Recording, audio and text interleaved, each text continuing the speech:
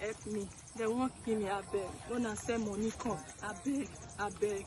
Mona beg, Mona help me. My people, I beg. Mokuna help me, I beg. Time they go. That's stupid. Yeah. My people, I beg. Mona quick. We can need to kill. Now, 5 o'clock. Before I come. Yes, they don't kill me. Now, they don't kill me. 5 o'clock. They chat like that.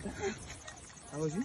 What you just saw was the heartbreaking video of Aisha Wahab, who was kidnapped in Auchi, Edo State on the 16th of October 2025. The kidnappers are demanding 20 million naira, that's approximately $15,000, else she will be killed. Now, before I go any further to make any statement regarding this, here is the video of the mother, who is the supposed parent that is meant to come up with 20 million naira in order to meet up with the demands of the kidnappers. As I dey here, now I think now see me so.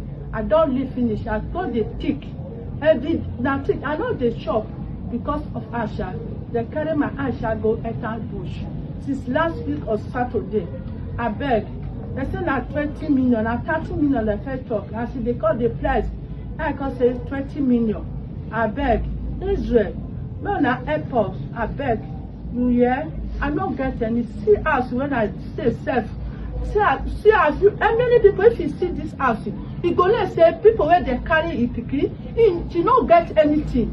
I beg, Israel, I beg. No, na help me. Only leave now they sell for market. Me with Aisha, you hear? I know say na they try. I beg, you know hear? Israel, Nigeria, I beg. Thank you very much. Now tell me, do you think this is the kind of person that can come up with 20 million naira? If this woman could afford 20 million naira, or if she has even seen 20 million naira in her life, do you think she'll be looking like this? Do you think she'll be looking the way she's looking? Do you think she'll be living in that kind of dilapidated house or whatever that place is looking like? Now, if you go back to the video of this lady, you can see how traumatized this young lady is looking. This lady is literally living like a robot, whatever they say she will do. In fact, she is not even conscious of whatever it is that is going on in her presence. First and foremost, let me state this categorically, that the government is very much capable of saving whoever they want to save in this country. The government is not incapable of saving Nigerians from the hands and jaws of terrorists and bandits and kidnappers. As a matter of fact, the government is more than capable to do it. They do not just want to do it. And if you want to know whether or not the government is capable, I dare you to criticize the government or call out the government or any of their officials or threaten their position or their posts or their bank accounts, and you're going to see DSS, EFCC and all manner of paramilitary running helter-skelter to know where you are and what part of Nigeria you are from and how they can get hold of you. It is in this same country that the DSS would employ all manner of sophisticated devices to make sure that they get whoever they need to get. This is the same country that police will get intelligence of protest or whatever demonstration is going to hold weeks before. This is the same country that EFCC will go against Yahoo boys day and night and make sure they apprehend them. But to catch kidnappers and bandits is where they decide to draw the line. For soldiers to go into the bush and make sure that terrorists have been totally done with, that is where we have problems. The Nigerian politicians who call themselves leaders in this country are killing Nigerians every second of every minute of every day, of every week, and of every single month of every year. If the local vigilantes or the parents or relatives of this young lady do not do anything in order to rescue her, that is how it is going to be. I mean, of course, it does not threaten anybody's position in government, so why should they care? Why should they even make effort into rescuing a nobody? Now, for those of you who are not Nigerians or are not living in Nigeria to understand the gravity of what is going on average, we have hundreds of Nigerians that are passing through what this girl is passing through. And it is worst. It is worse because in most of the cases, people give ransom to these kidnappers and they end up killing their hostages or their victims. People end up losing both the lives of their relatives and loved ones and as well money.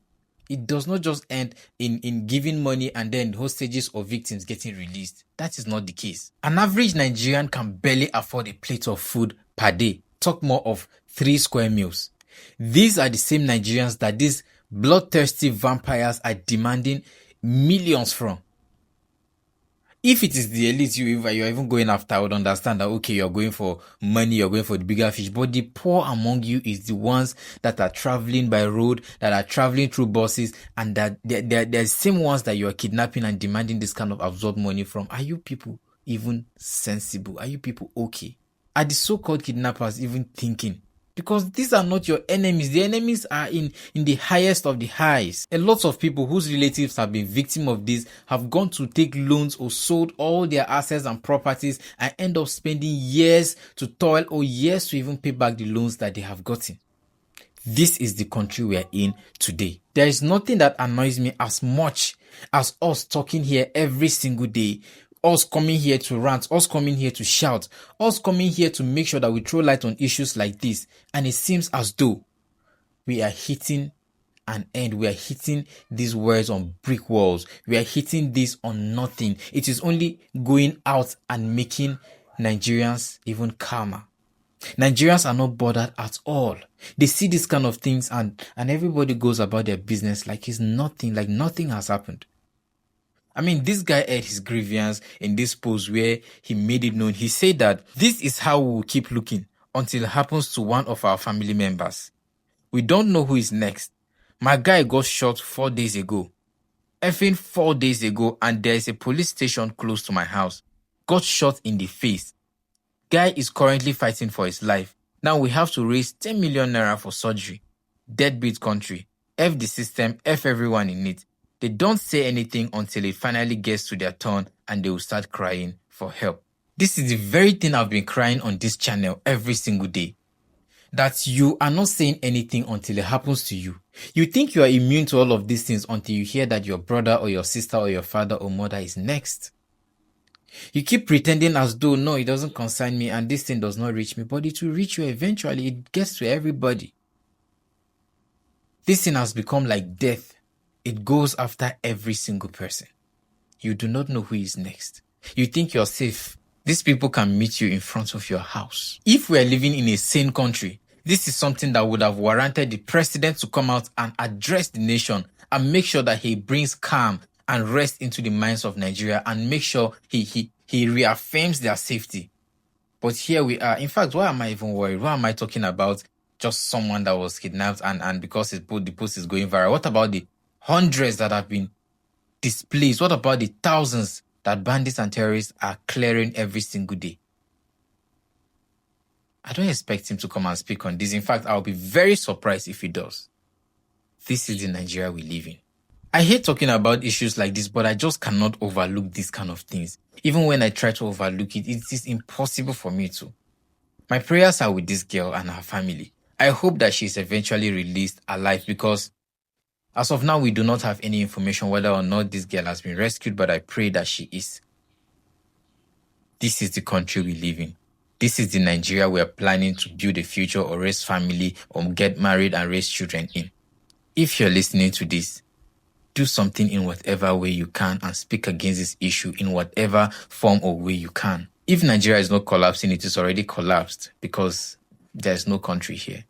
Please subscribe if you think what we are doing here is meaningful. Sorry I'm clouded with this whole thing. I even forgot to introduce myself. My name is Zaka Timothy, and what I do here is give commentary on social, political issues that concerns you and me.